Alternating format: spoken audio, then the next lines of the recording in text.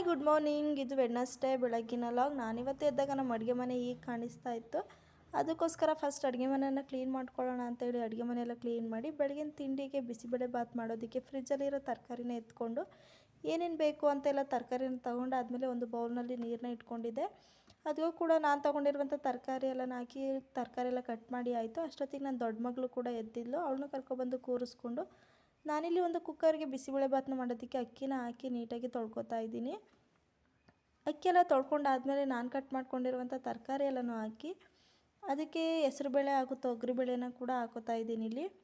ಅದೆಲ್ಲ ಆದಮೇಲೆ ಉಪ್ಪನ್ನ ಹಾಕಿ ನೀರನ್ನು ಹಾಕಿ ಕುಕ್ಕರ್ ಮುಚ್ಚಳನ ಮುಚ್ಚಿ ಬೇಯಕ್ಕಿಟ್ಕೊಂಡೆ.